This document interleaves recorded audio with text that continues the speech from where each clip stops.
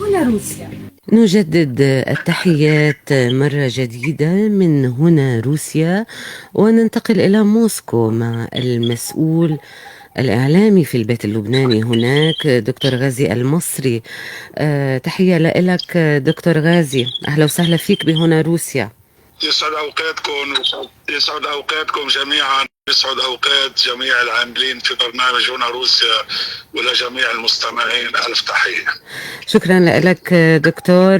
نحن يعني بدورنا منحييك ومنحيي الجالية اللبنانية الموجودة اليوم بموسكو، يلي حضرتكم اليوم عم تتوجهوا لتنتخبوا، فتحية لكم. حضرتك متواجد بالسفارة اليوم.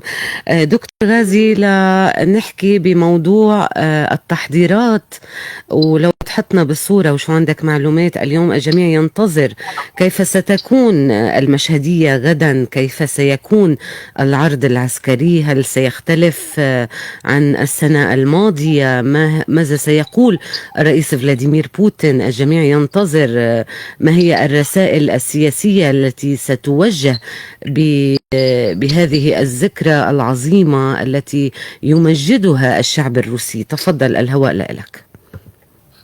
الحقيقة التحضيرات التي تجري هي تحضيرات طبيعية، يعني لم نشهد أي شيء غريب يعني عن ما كان يحصل في السنوات الماضية.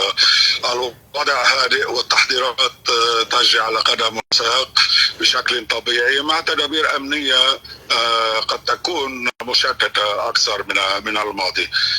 حقيقة يعني أنا استغل هذه المناسبة لأقدم التهاني إلى جميع الشعوب في العالم بهذا اليوم المجيد، يوم النصر على النازية، وبالأخص أتقدم بالتهاني إلى الشعب الروسي. هذا الشعب الذي كان المكون الرئيسي للشعب السوفيتي، الذي قدم التضحيات، أكثر من 27 مليون شهيد في حربه على النازية، ومنهم 8 ملايين شهيد من الجيش الأحمر البطل.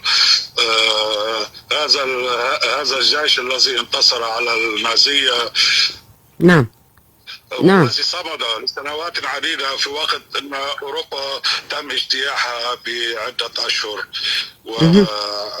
وعدة أيام في بعض الأماكن. بعد 77 عاما على انتهاء الحرب الوطنية العظمى، بعد 77 عاما على الاحتفال بالنصر على الفاشية والنازية، اليوم تعود هذه النازية من جديد إلى دولة مجاورة لروسيا، وتتغذى على يعني على أموال الغرب وما يرسل إليها من أسلحة وعتاد. ماذا تريد أن تعلق المسؤول الإعلامي في البيت اللبناني في موسكو دكتور غازي المصري؟ تفضل، الهواء لك. يعني المعروف يعني أن الدول الغربية وعلى رأسهم الولايات المتحدة تريد أن تستمر في تحكمها في هذا العالم، وهي من الدولة الروسية لن تقبل بأن يكون العالم بقطب واحد وبحاكم واحد، وبدأت تحيك المؤامرات والخطط لإضعاف الدولة الروسية وللسيطرة عليها وعلى خيراتها. وكان منهم أنها أعادت إنتاج النازية الجديدة في أوكرانيا، الدولة الشقيقة لروسيا. ولكن بعد قرار القيادة الروسية بأن تجتث النازية قبل أن تتضخم وتصبح قوة أكبر ويصبح الثمن غالي في محاربتها، قررت أن تنفذ عملية عسكرية، وهذا أكيد لم يعجب الغرب، وهم فرضوا العقوبات ويمدون أوكرانيا، النازيون الجدد في أوكرانيا. نعم. طيب، عندما نقول منهم أنهم سيستطيعون الناس، نعم، عندما نقول النازيون الجدد